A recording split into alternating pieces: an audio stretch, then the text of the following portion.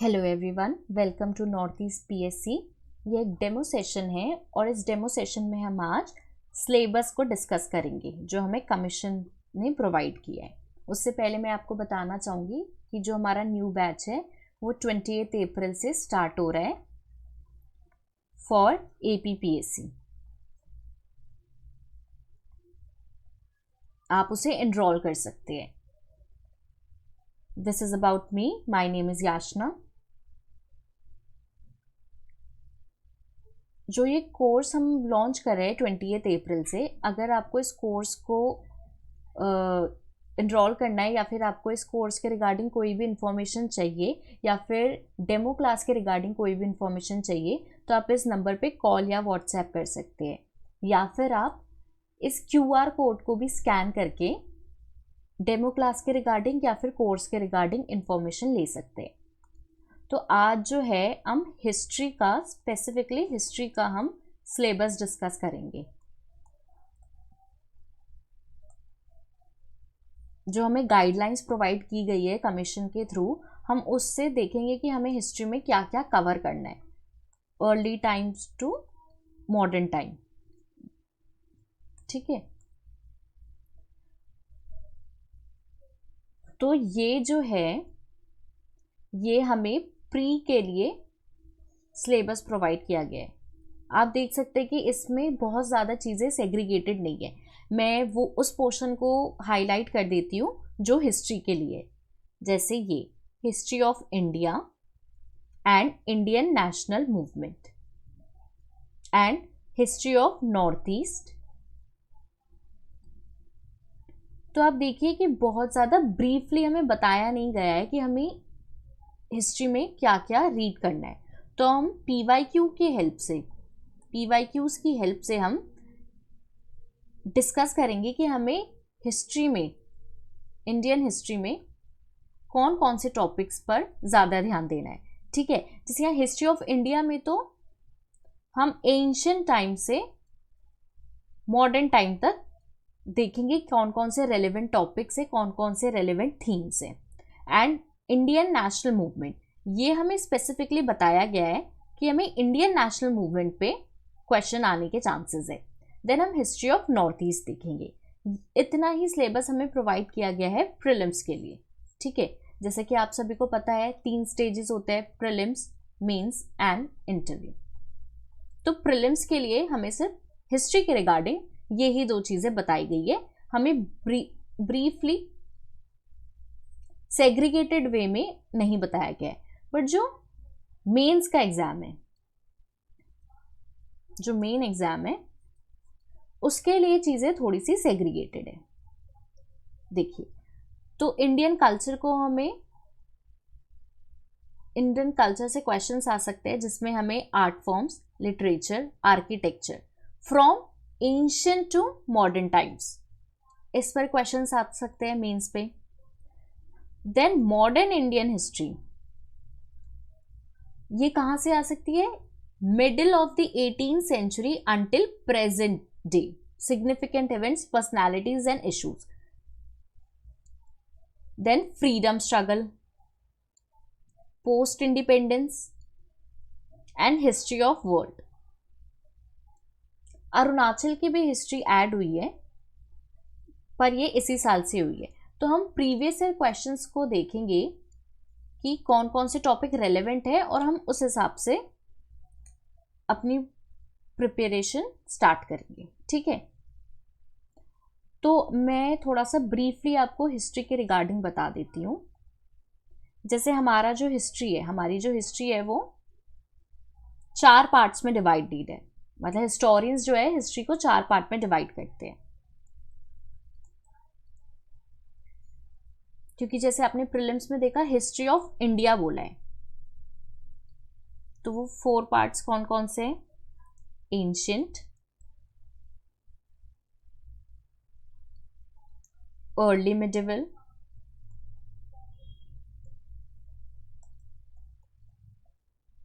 Medieval and modern. और उसका time period देख लेते हैं। जैसे जो एंशियंट है वो कैसे, early times to 6th century, early medieval 6th century to 13th century, medieval 13th century to 18th century, and modern 18th century to present day. ठीक है, मॉडर्न में पोस्ट इंडिपेंडेंस भी आ जाएगा, बट एक ब्रीफ हमने देखा है कि मॉडर्न के अंदर है 18th सेंचुरी से प्रेजेंट डे। ठीक है, ये हमारी हिस्ट्री जो है सेग्रीगेटेड है, डिवाइडेड है। आज हम सिलेबस डिस्कस करेंगे, तो हम स्टार्ट करते हैं एंशंट से। तो हमें देखेंगे कि हम एंशंट में जो एंशंट इंडिया है, जो एंशंट इंडिया है उसमें हमें कौन कौन से टॉपिक्स पर ज़्यादा ध्यान देना है, कहाँ से PYQ बेस्ड हम देखेंगे कि कहाँ कहाँ से क्वेश्चंस आने के ज़्यादा चांसेस है, कौन कौन से जो टॉपिक्स है वो मोर इम्पॉर्टेंट है। हमें पढ़ के सब जाना होता है, हमें कोई भी टॉपिक को छोड़ना नहीं होता, क्योंकि हम PYQ के बेसिस पे देखेंगे कि कौन कौन से क्वेश्चन से ज़्यादा चांसेस है प्रीलिम्स में या फिर मेंस में क्वेश्चन आने के। ठीक है,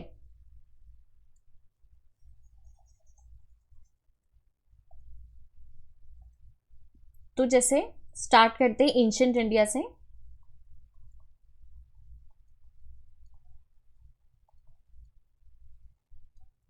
तो जैसे सबसे पहले क्या आ जाएगा, स्टोन एज। अब स्टोन एज भी 5 पार्ट्स में डिवाइडेड है, Palaeolithic, Mesolithic, Neolithic, chalcolithic and megalithic. ठीक है, तो ये 5 पार्ट्स में डिवाइडेड है स्टोन एज। अब स्टोन एज से कौन कौन से क्वेश्चंस आ सकते हैं, क्योंकि स्टोन एज की जो इम्पोर्टेंस है वो थोड़ा प्रीलिम्स में ज़्यादा है, क्योंकि फैक्चुअल नेचर का है प्रीलिम्स का पेपर, तो हम देखेंगे कि स्टोन एज से कौन कौन से क्वेश्चंस आ सकते हैं।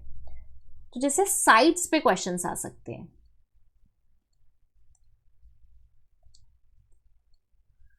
साइट्स पे क्वेश्चंस आ सकते हैं। ठीक है, कि साइट्स की अरेंजमेंट्स बताइए, क्रोनोलॉजी बताइए, अरेंजमेंट से क्वेश्चंस आ सकते हैं।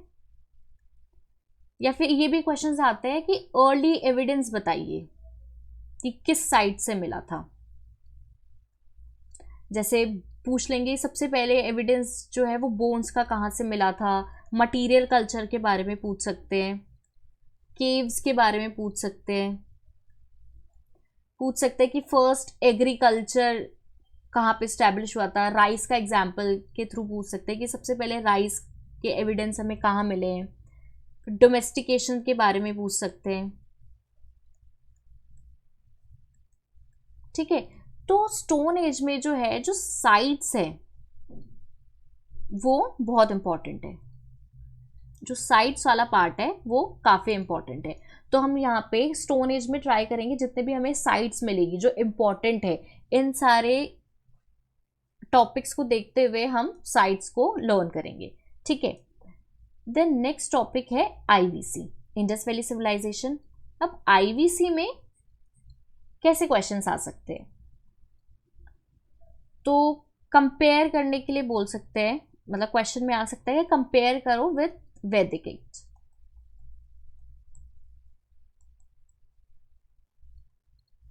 इसमें भी साइट्स के बारे में पूछ सकते हैं कि फर्स्ट साइट कौन सी डिस्कवर की, कौन थे जिसने फर्स्ट साइट को डिस्कवर किया, क्या वो इंडियन थे, तो अगर वो इंडियन थे तो उनका नाम क्या है, किस ईयर में करा है।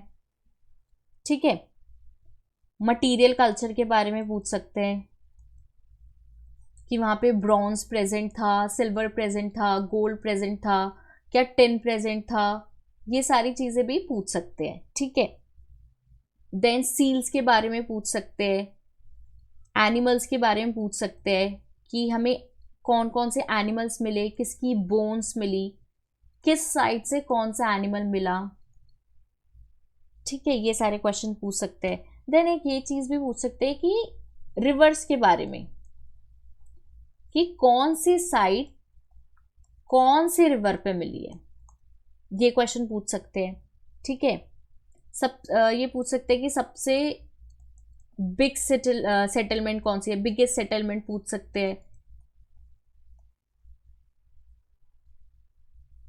ये सारी चीज़ें आईवीसी में पूछ सकते हैं, ठीक है। तो जो क्वेश्चंस है ये पीवाईक्यू बेस्ड है, और जितने भी क्वेश्चंस है ज़्यादातर वो इन सारे टॉपिक से ही आए कि साइट कौन सी है, कौन सा मटेरियल मिलता है, कौन से एनिमल्स है, किसके हमें बोन्स मिली है, कौन सी साइट कौन से रिवर पे है, ये सारी चीज़ें हमें पीवाईक्यू उसके थ्रू ही हमें पता चलता है कि कौन से जो टॉपिक्स है और जो कौन से क्वेश्चंस आने के चांसेस ज़्यादा होते हैं।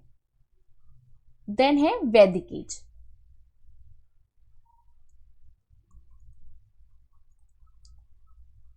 वैदिक एज से क्या क्वेश्चंस आ सकते हैं? हाइम्स के ऊपर क्वेश्चंस आ सकते हैं, ठीक है। वेदास के ऊपर क्वेश्चंस आ सकते हैं कि कौन कौन से वेदास है, ठीक है, कौन से वेदास में सबसे ज़्यादा हाइम्स है। फंक्शंस पूछ सकते हैं।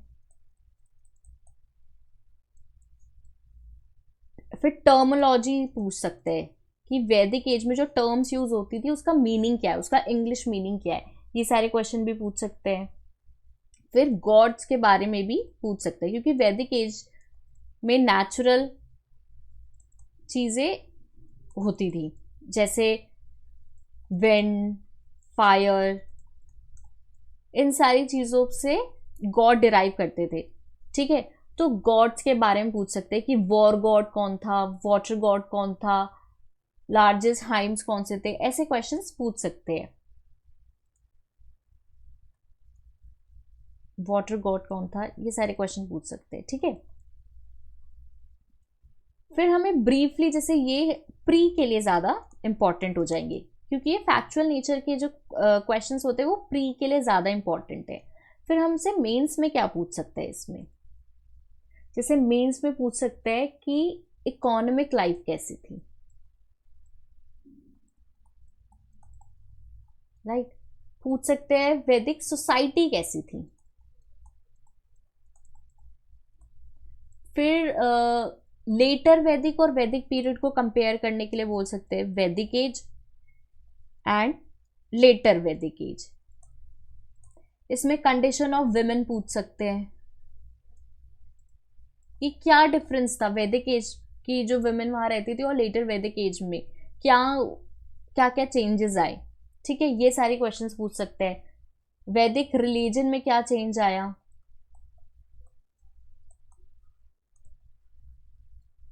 ठीक है।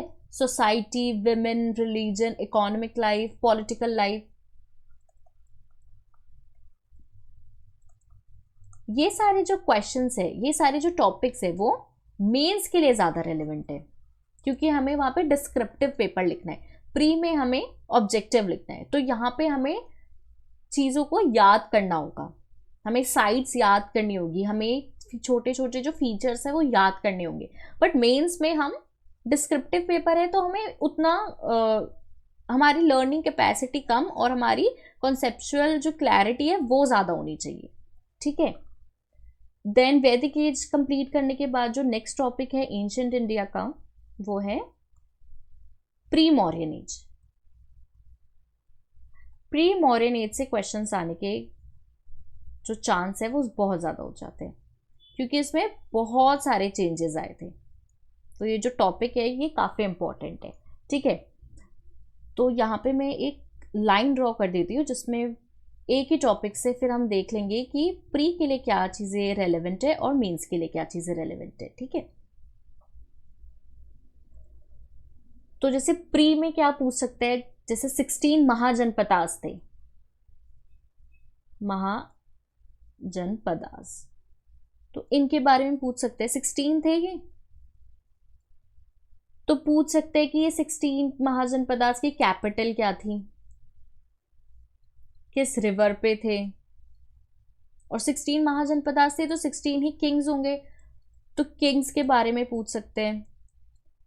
फर्स्ट रूलर कौन था, लास्ट रूलर कौन था, एंड इंपॉर्टेंट रूलर कौन था। कभी कभी ऐसा होता है कि फर्स्ट एंड लास्ट रूलर ने उतना डेवलपमेंट नहीं किया होता है, तो हम उसके बारे में उतनी इंफॉर्मेशन गेन नहीं करते, बट उस डायनेस्टी में या उस एम्पायर में एक इम्पॉर्टेंट रूलर होता है, उसके बारे में ज़्यादा इंफॉर्मेशन हमें मिली है इंस्क्रिप्शन से या फिर उसने बहुत सारे आर्किटेक्ट बनाए, तो उससे भी हमें इंफॉर्मेशन मिलती है। तो वो जो रूलर होता है वो इम्पॉर्टेंट हो जाता है एग्जाम के लिए। देन इंस्क्रिप्शन के बारे में और कॉइन्स, इस एज में हमें कॉइन्स मिले थे जो पंच्ड मार्क कॉइन्स थे।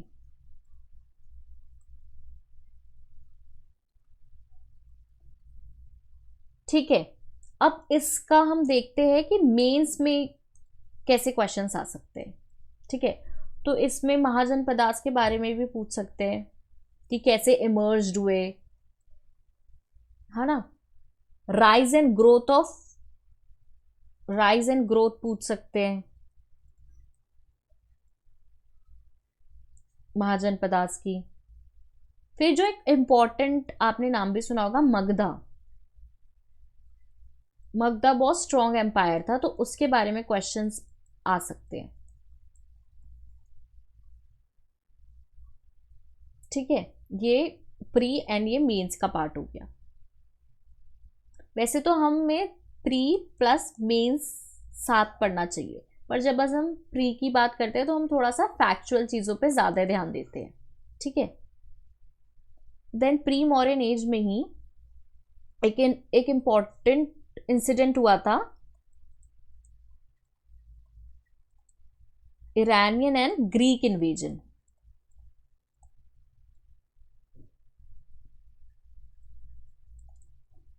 तो इससे रिलेटेड कैसे क्वेश्चंस आते हैं कि जब इरानियन एंड ग्रीक इन्वेजन हुआ था तो इंडिया में कौन कौन से एम्पायर थे,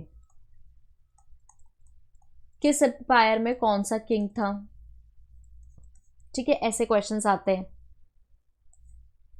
सोसाइटी के बारे में पूछ लेते हैं, क्योंकि बहुत सारे चेंजेस आ रहे थे प्री मॉडर्न एज में। बहुत सारे चेंजेस क्यों आ रहे थे, क्योंकि इन्वेजन हो रहा था, सोसाइटी चेंज हो रही थी, सोसाइटी इकोनॉमिक चेंज हो रही थी, पॉलिटी चेंज हो रही थी, एग्रीकल्चर ग्रो कर रहा था। और अगर किसी भी सोसाइटी की, किसी भी एम्पायर की या किसी भी कंट्री की जब इकोनॉमी स्ट्रांग हो जाती है तो उसके सारे जो अलग अलग पैरामीटर्स है वो भी चेंज हो जाते हैं, वो भी ग्रोथ करने लगते हैं।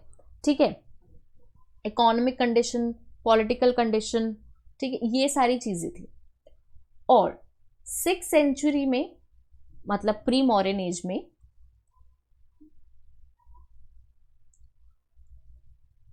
एक और बहुत सिग्निफिकेंट चेंज आया था जिससे क्वेश्चंस बहुत आते हैं। अगर आप पीवाईक्यूज देखोगे तो आपको इससे क्वेश्चंस, एक या दो क्वेश्चंस जरूर मिलेंगे। तो वो थे बुद्धिज्म एंड जैनिज्म।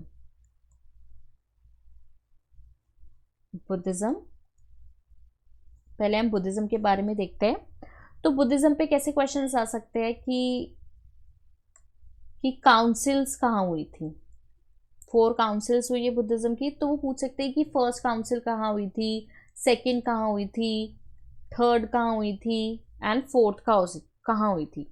और फिर क्या कर सकते हैं, एक तो एक क्वेश्चन हो सकता है कि काउंसिल कहाँ हुई थी, और फिर पूछ सकते हैं कि अगर फर्स्ट काउंसिल इस जगह हुई है तो उसका प्रेसिडेंट कौन था। इस तरीके के क्वेश्चंस भी आते हैं। ठीक है, फिर places related to Buddha, places related to Buddha, जैसे कि उनका बर्थ कहाँ हुआ था, डेथ कहाँ पर हुई थी, बुद्धा को एनलाइटमेंट कहाँ मिला था, एंड फर्स्ट सर्मन कहाँ हुआ था। ऐसे भी क्वेश्चंस आते हैं। ठीक है, फिर बुद्धा के डिसाइपल के बारे में भी क्वेश्चन आता है कि फर्स्ट कौन था, फर्स्ट विमेन कौन थी।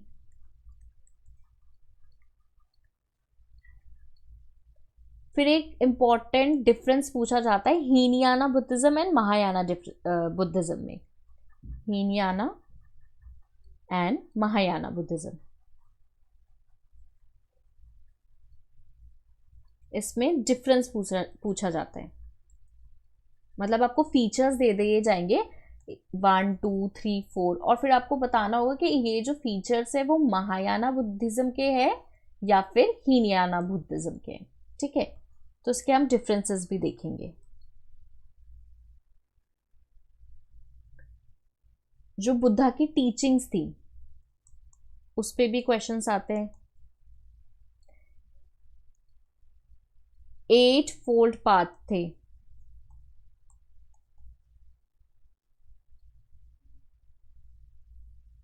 4 नोबल ट्रुथ थे,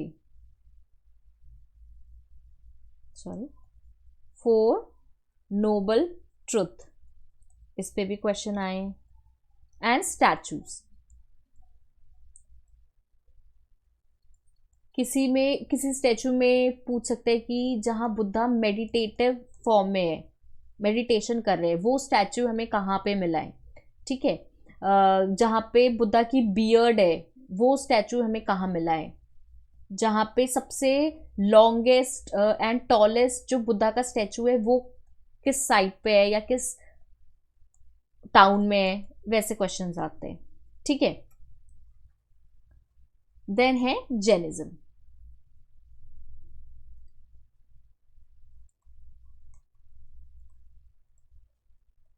जैनिज्म से क्या क्वेश्चन आते हैं? जो जैन तीर्थंकर्स थे 24 थे, जो महावीरा थे वो सबसे लास्ट थे। तो इन पे भी क्वेश्चन आता है कि फर्स्ट कौन था, लास्ट कौन था। आपको इन सबके नाम याद रखने पड़ेंगे, थोड़ा सा डिफिकल्ट है बट अगर क्वेश्चन आएगा तो आपको मार्क्स मिलेंगे, तो हम कर सकते हैं इनको याद। ठीक है, इसमें भी डिफरेंस पूछते हैं श्वेतांबरम एंड दिगंबरम में। जैसे Hinayana Buddhism and Mahayana Buddhism में था डिफरेंसेस, वैसे ही Shvetambaram and Digambaram Jainism, sorry Digambar Jainism पे भी डिफरेंसेस पूछे जाते हैं। ठीक है, फिर जैना डॉक्ट्रिन पे क्वेश्चन है। 3 ज्वेल्स, लैंग्वेज का भी बहुत बड़ा रोल था, तो पूछ सकते हैं कि कौन सी लैंग्वेज यूज हुई, कौन से स्क्रिप्ट यूज हुई इस एज में। और मेंस में क्या क्वेश्चन आ सकता है? मेंस में क्वेश्चन आ सकता है इसका इमर्जेंस कैसा हुआ, बुद्धिज्म एंड जैनिज्म दोनों का डिक्लाइन कैसे हुआ, इस एज में सोसाइटी कैसी थी, सोसाइटी में लोग कैसे रहते थे, क्या डिफरेंस आए इन दोनों सेक्ट के आने के बाद। ये सारे क्वेश्चंस मेंस में पूछ सकते हैं। ठीक है, देन आता है मौर्यन एम्पायर।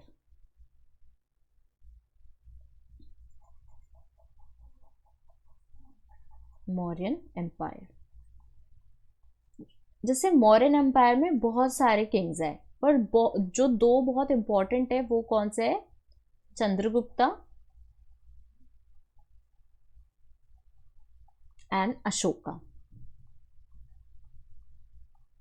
तो हमें सारे के सारे किंग्स पढ़ने की कोई नीड नहीं है। जो इम्पोर्टेंट रूलर्स है, जिसने बहुत सारा काम किया है, जिसने आर्किटेक्चर में हेल्प किया है, जिसने इकोनॉमी को स्ट्रॉन्ग करा है, जिसने फाउंड किया है उस डायनेस्टी को या उस एम्पायर को, वो उस किंग को हमें अच्छे से पढ़ना है। ठीक है, तो जैसे ऐसे क्वेश्चंस आ जाते हैं कि फाउंडर कौन था मौर्यन एम्पायर का, रियल फाउंडर कौन था। ठीक है, और फिर एक मौर्यन एम्पायर में कौटिल्य, जिसे चाणक्य भी कहते हैं, जिसकी जो फेमस बुक है, अगर आपको पता है तो आप उसका नाम जो है वो कमेंट बॉक्स में बताइए। कौटिल्य या फिर चाणक्य ने एक बुक लिखी थी, उस बुक का नाम क्या है आप ये बता सकते हैं। ठीक है, तो जो मौर्यन एम्पायर है उसमें अशोका का जो रोल है वो बहुत प्रोमिनेंट है, क्योंकि अशोका ने जो है धम्मा प्रोपोगेट किया था।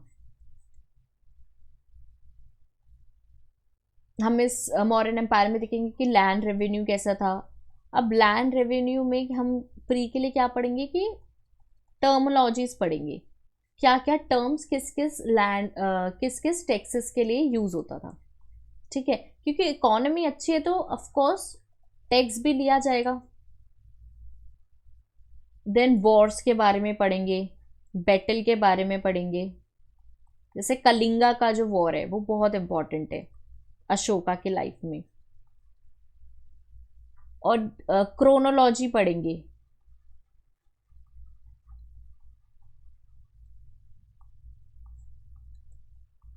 क्रोनोलॉजिकल एविडेंसेस देखेंगे।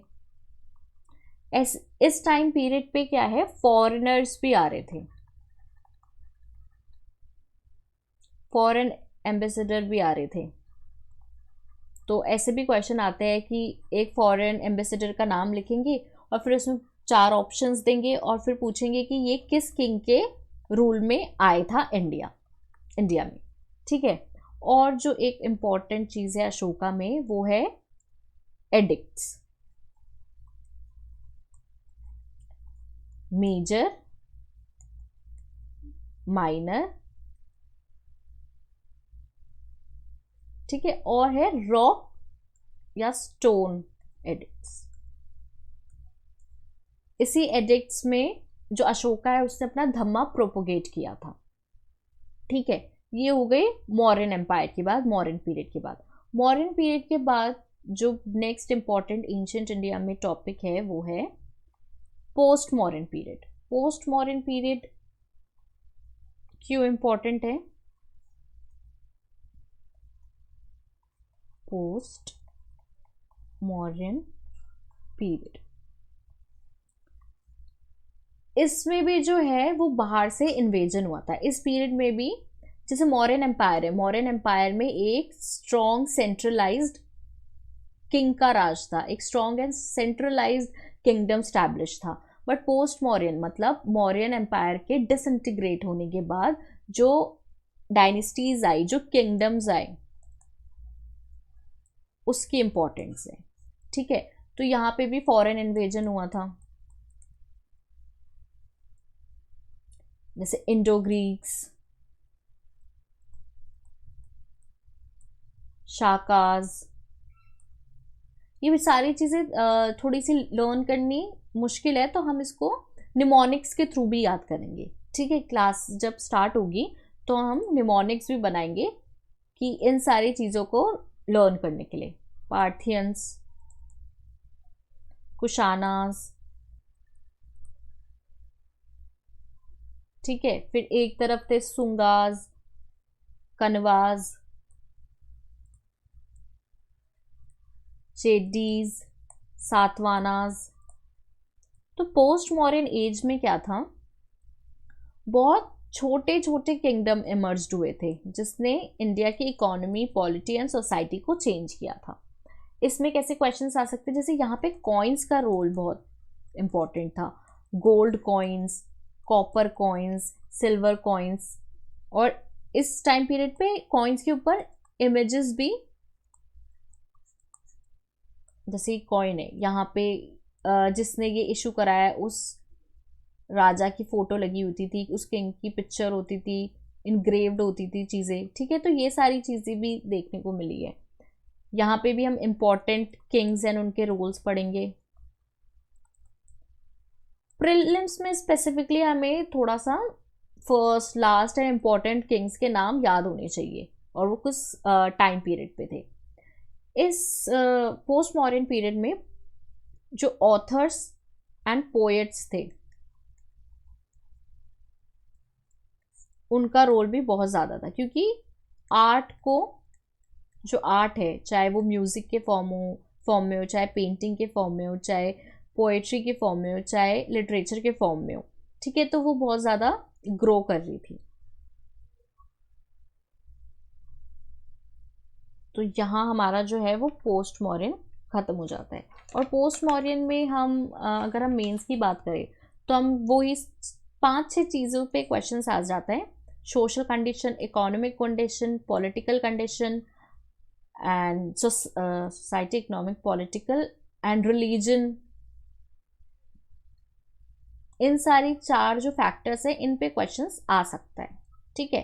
तो अगर हमने प्री के लिए अच्छे से पढ़ा होगा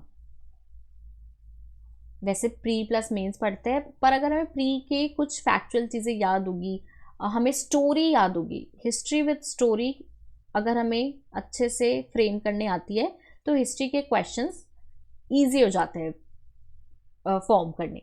ठीक है, तो हम इसमें आर्ट एंड आर्किटेक्चर भी देखेंगे पोस्ट मॉडर्न का। जैसे गंधारा स्कूल था, Gandhara school of art, Mathura school of art, Amravati school of art, ये सारी चीज़ें भी हम देखेंगे। देन हम संगम एज के बारे में भी देखेंगे, जो साउथ इंडिया में स्टार्ट हुआ था, उसके क्या क्या इंपॉर्टेंट फीचर्स है वो भी हम देखेंगे। फिर पोस्ट मॉडर्न के बाद जो इम्पोर्टेंट डायनेस्टी आती है, जिसने, जैसे पोस्ट मौर्य था, उसमें जो किंगडम्स थे वो बहुत ज़्यादा सेग्रीगेटेड थे, छोटे छोटे किंगडम्स थे। तो मौर्य एम्पायर के बाद जो एक बड़ी डायनेस्टी बनी या जो एक बड़ा किंगडम था जिसने सेंट्रलाइज रखा पूरे इंडिया को, वो कौन सा था? गुप्ता पीरियड। ठीक है, गुप्ता पीरियड को एक इम्पॉर्टेंट पीरियड भी माना जाता है, इसे गोल्डन एज भी माना जाता है इंडिया का। और गोल्डन एज क्यों माना जाता है इंडिया का? अगर आप में से किसी को पता है तो आप कमेंट बॉक्स में बताइए।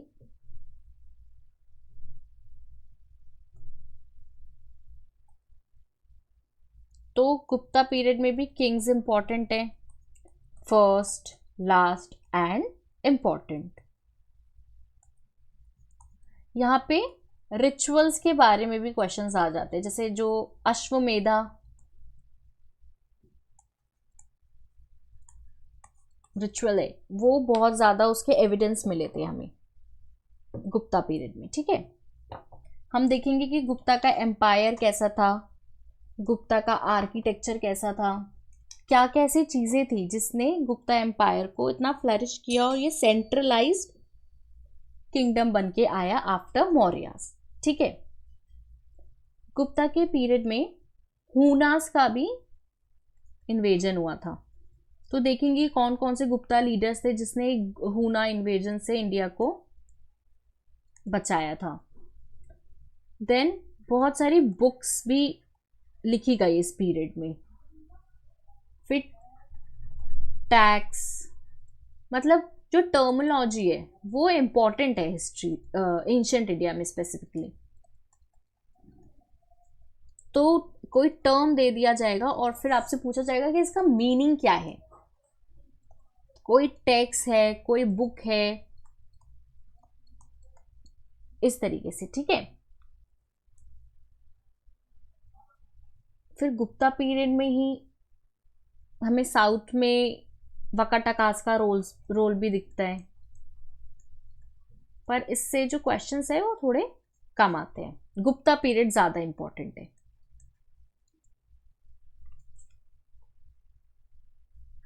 देन पोस्ट गुप्ता में हम क्या देखेंगे, इंपॉर्टेंट जो रूलर था पोस्ट गुप्ता में वो था हर्षवर्धन। देन पल्लवास थे, पल्लवास ऑफ कांचीपुरम।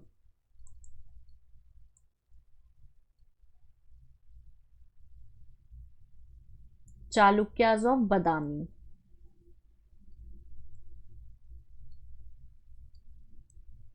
आपने एक चीज नोटिस की होगी कि इंडिया जो है वो कभी भी सेंट्रलाइज नहीं रहा है। बहुत सारे डायनेस्टी को देखेंगे तो कुछ टाइम तक वो सेंट्रलाइज रहता है, फिर वो जो स्ट्रॉन्ग डायनेस्टी है वो डिसइंटीग्रेट होती है, तो छोटे छोटे किंगडम्स उसको छोटे छोटे किंगडम्स इमर्ज हो जाते हैं। फिर जब वो छोटे छोटे किंगडम्स डिसइंटीग्रेट होते हैं तो एक स्ट्रॉन्ग और सेंट्रलाइज्ड किंगडम देखने को मिलता है। तो पोस्ट गुप्ता से पहले जो गुप्ता पीरियड था वो सेंट्रलाइज था, पर जब पोस्ट गुप्ता आया तो छोटे छोटे किंगडम्स इमर्ज हुए। तो इससे क्वेश्चंस भी आ जाएगा कि पल्लवास के कंटेम्प्रेरी कौन थे, या फिर क्रोनोलॉजी में लगाइए कि 4 डायनेस्टी दे देंगे, 4 किंगडम्स दे देंगे अलग अलग एरियाज के, और पूछेंगे कि फर्स्ट कौन आया था, सेकंड कौन आया था, लास्ट कौन आया था, या फिर किंग्स की क्रोनोलॉजी लगाने के लिए कहेंगे। ठीक है, और यहाँ पे 6 school of philosophy,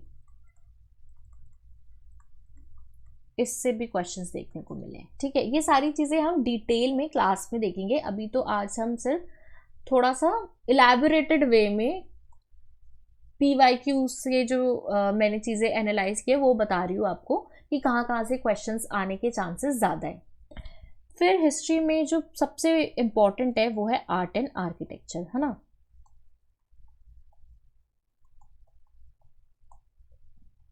specially ancient Indian history के लिए, जैसे टेम्पल है, सपोज टेम्पल से कैसे क्वेश्चंस आते हैं मैं आपको बताती हूँ। टेम्पल से तो ये क्वेश्चन आएगा, हु मेड दिस टेम्पल। ठीक है, ईयर पूछ लेंगे कि किस ईयर में हुआ था, सिग्निफिकेंस पूछ लेंगे। ठीक, ये जो जैसे टेम्पल्स आर्ट एंड आर्किटेक्चर का तो स्पेसिफिकली हमें मेंस में भी दे रखा है कि इससे क्वेश्चंस आ सकते हैं आर्ट एंड आर्किटेक्चर से। तो who made, in which year और सिग्निफिकेंस बताना है। ठीक है, अब जैसे जो टेम्पल्स हैं एंशिएंट इंडिया के, वो 3 पार्ट्स में डिवाइडेड थे। 3 पार्ट्स नहीं कहूँगी, 3 स्टाइल्स थी उनकी, 3 स्टाइल्स में डिवाइडेड थे। जो नॉर्थ है, नॉर्थ इंडिया है, उसके जो टेम्पल स्टाइल था उसको बोलते थे नागरा स्टाइल। ठीक है, जो डेक्कन में था, जो आज का महाराष्ट्र, मध्य प्रदेश के कुछ पार्ट, कर्नाटका का कुछ पार्ट, अपर कर्नाटका, तो उस डेक्कन में वेसारा स्टाइल। ठीक है, और जो साउथ में था उसको बोलते थे द्रविडियन स्टाइल।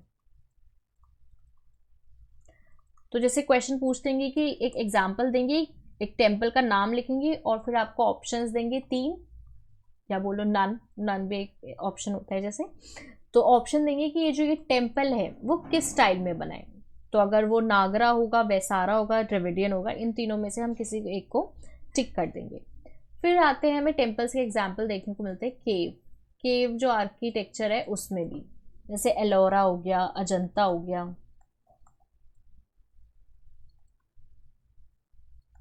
इन केव्स पे भी क्वेश्चन आते हैं, जैसे एलोरा और अजंता है, उसमें हिंदू टेम्पल्स भी देखने को मिलते हैं, जैनिज्म के भी एविडेंस है एंड बुद्धिज्म के भी एविडेंस है। तो ऐसे भी पूछ सकते हैं कौन सी केव है जिसमें 3 रिलीजन एक साथ देखने को मिलते हैं, तो फिर हम उसमें एग्जाम्पल दे सकते हैं इसका। फिर लिटरेचर की बात आती है, तो लिटरेचर में हमसे कैसे क्वेश्चंस आ सकते हैं कि इस बुक का ऑथर कौन है, किस ईयर में लिखी थी ये बुक, किस किंग ने पैट्रोनेज किया था। क्योंकि जो ऑथर्स होते हैं या फिर पोएट्स होते हैं, वो उन्हें किंग जो है वो पैट्रोनेज करता है।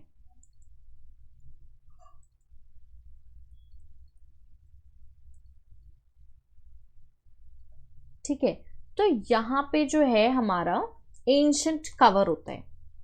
फिर हम मिडिवल देखते हैं, मिडिवल से पहले अर्ली मिडिवल देखते हैं, है ना, कि अर्ली जो मिडिवल है उसको हम कैसे प्रिपेयर करेंगे। अर्ली मिडिवल इंडिया, इसमें क्या था, स्मॉल किंगडम्स इमर्ज्ड हो रही थी, रीजनल किंगडम,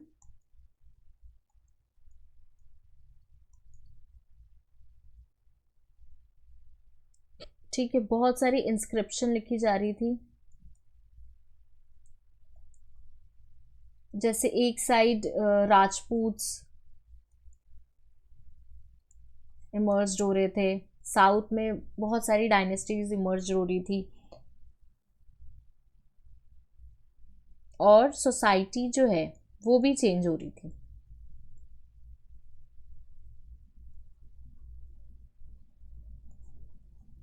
ठीक है, तो जब एंशियंट से हम मिडिवल में जाते हैं, जो ये टाइम पीरियड है, अर्ली मिडिवल पीरियड, ये ट्रांजिशन है एंशियंट से मिडिवल में जाने का।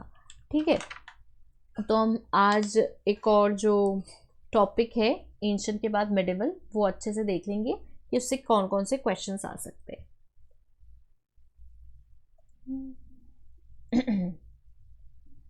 medieval history, let me change the color, medieval history। जो medieval history है उससे क्वेश्चंस कंपैरेटिवली थोड़े कम आते हैं एंशियंट से, एंड मॉडर्न से क्वेश्चंस ज़्यादा आते हैं।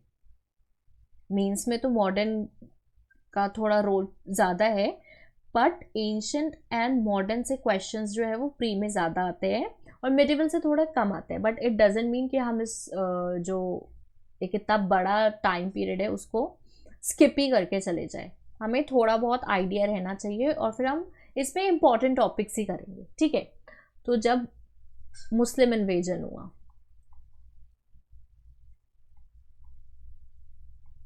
इंडिया में मुस्लिम इन्वेजन हुआ, तो इससे क्वेश्चंस आ सकते हैं कि फर्स्ट इन्वेडर कौन था, फाउंडर कौन था।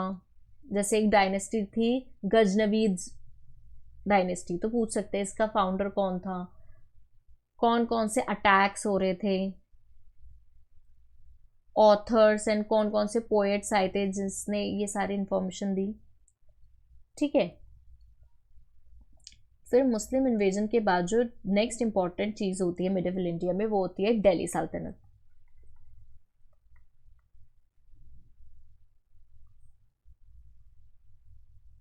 तो जो दिल्ली सल्तनत है उसमें 4 डायनेस्टीज आती है, जो है मालमुख, जिसे हम स्लेव डायनेस्टी भी कहते हैं। ठीक है, अब जैसे 4 और है, जैसे यहाँ लिख देती हूँ मैं, slave, Khilji, Tughlaq and Lodhi. Tughlaq, Khilji and slave. तो जो मुल्मुखिया स्लेव डायनेस्टी थी उसमें हम 3 जो पर्सनालिटीज है, जैसे इल्तुतमिश, बलबन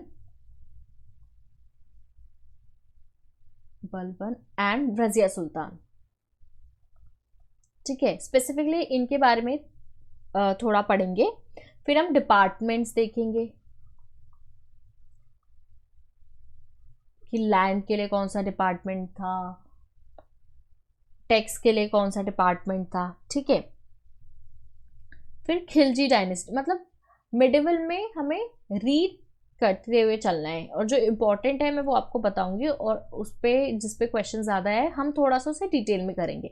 वरना सिर्फ हमें क्रोनोलॉजी याद होनी चाहिए कि कौन सी डायनेस्टी में कौन कौन से किंग थे, कौन सी डायनेस्टी किसके बाद आई थी, और उनके सिर्फ और सिर्फ इम्पॉर्टेंट फीचर्स। क्योंकि मिडिवल से क्वेश्चंस थोड़े से कम आते हैं, तो हम जो अपना फोकस है वो एंशियंट और मॉडर्न पे ज़्यादा रखेंगे। ओके, जैसे यहाँ पे एक इक्ता सिस्टम जो इल्तुतमिश ने इंट्रोड्यूस करा था, उसके बारे में पढ़ेंगे। देन खिलजी, तुगलक और लोध। जैसे तुगलक है वो अपने एक्सपेरिमेंट्स के लिए बहुत फेमस है, जो फेल हो गए थे एक्सपेरिमेंट्स, बट वो फेमस है, तो वो सारी चीज़ें रीड करेंगे। खिलजी के टाइम पे टैक्सेस एंड लैंड रेवेन्यू में बहुत सारे इनोवेशंस लाए थे, तो वो सारी चीज़ें हम रीड करेंगे। ठीक है, विजय मिडिवल इंडिया में जो एक इम्पॉर्टेंट टॉपिक है जिसे आप स्किप नहीं कर सकते, वो है विजयनगर। इस टॉपिक को आपको स्किप नहीं करना है, इससे क्वेश्चंस आते हैं और चांसेस भी है आने के। ठीक है, तो जो विजयनगर है वो भी 4 डायनेस्टी में डिवाइडेड थी, जैसे है संगम, सलुवा, तुलुवा एंड अराविदु।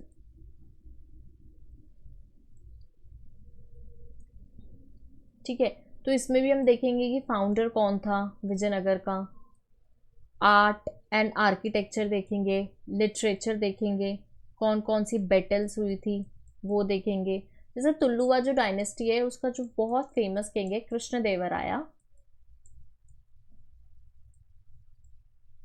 उसके बारे में भी पढ़ेंगे, ठीक है। देन इस पीरियड में आता है भक्ति एंड सूफी मूवमेंट, ठीक है। जैसे भक्ति के जो इम्पोर्टेंट पर्सनैलिटीज है, जैसे कबीर हो गए, गुरु नानक हो गए, नामदेव हो गए, तुलसीदास हो गए, इन सबको हम रीड करेंगे, इनका टाइम पीरियड देखेंगे, इनकी टीचिंग्स देखेंगे, और अगर कुछ इंपॉर्टेंट फीचर्स होंगे तो वो देखेंगे। जैसे सूफी मूवमेंट चित्तियाज फाउंड हुए थे, देखेंगे कि कौन कौन से ऐसे क्वेश्चन आ जाते हैं, गुरु नानक का कंटेम्प्रेरी कौन था, तो हम कंटेम्प्रेरी देखेंगे, किसके कौन थे, क्रोनोलॉजी देखेंगे। देखेंगे भक्ति एंड सूफी मूवमेंट में क्या कॉमन फीचर्स है।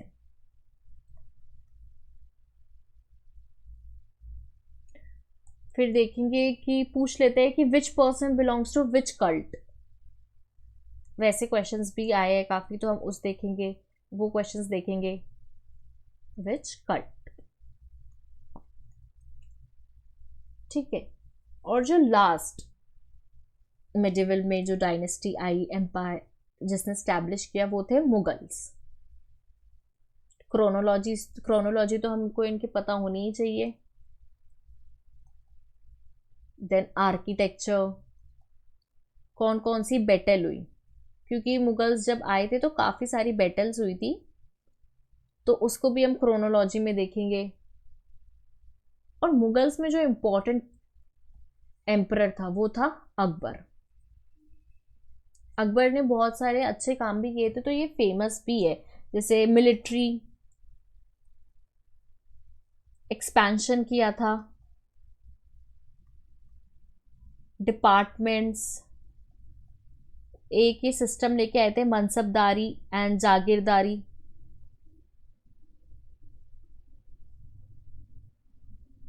मॉन्यूमेंट्स बिल्ड की थे इन्होंने बहुत सारे, जो इम्पोर्टेंट है वो देखेंगे हम, ठीक है। फिर जहांगीर एंड शाहजहां के बारे में भी रीड करेंगे। जैसे जहांगीर थे वो पेंटिंग में बहुत इन्वॉल्व थे, ठीक है। शाहजहां ने बहुत सारे मॉन्यूमेंट्स भी बनवाए हैं, तो इस टाइम पीरियड में देखेंगे कि कौन कौन से ऑथर्स थे, कौन कौन से बुक्स लिखी गई, ये सारी चीज़ें देखेंगे, ठीक है। मुगल एम्पायर का एडमिनिस्ट्रेशन कैसा था, ये सारी चीज़ें देखेंगे। अब जो आप सभी को पता है कि औरंगजेब जब आया था, वो एक स्ट्रॉन्ग मुगल एम्परर माना जाता था। इसके बाद जितने भी एम्परर्स आए थे वो वीक रूलर माने जाते थे, और ये वन ऑफ द रीज़न है जिसकी वजह से ब्रिटिशर्स ने इंडिया पर अटैक किया, है ना, और वो सक्सेसफुल रहे क्योंकि वीक रूलर्स आ रहे थे। अब हम औरंगजेब के साथ राजपूत्स भी पढ़ेंगे, मराठास, ठीक है, बैटल्स, ये सारी चीज़ें भी हम देखेंगे। तो यहाँ हमारा मिडिवल जो है उसका सिलेबस डिस्कस होता है और वो फिनिश होता है। तो आज हमने एंशिएंट ब्रीफली देखा कि कौन कौन से टॉपिक इम्पॉर्टेंट है, कौन कौन सी डायनेस्टीज इम्पॉर्टेंट है, और हमने मिडिवल देखा। अगर आप चाहते हैं कि हम मॉडर्न भी इसी तरीके से सेग्रीगेट करके और थोड़ा सा डिटेल में सिलेबस डिस्कस करें, तो आप ये चीज़ कमेंट करिए। अगर आपको ये जो डेमो सेशन में सेग्रीगेशन हुआ है थोड़ा सा डिटेल अगर आपको पसंद आएगा, तो हम मॉडर्न भी कर लेंगे एक वीडियो में, ठीक है। Pre plus means, okay. आज के लिए इतना ही, थैंक यू।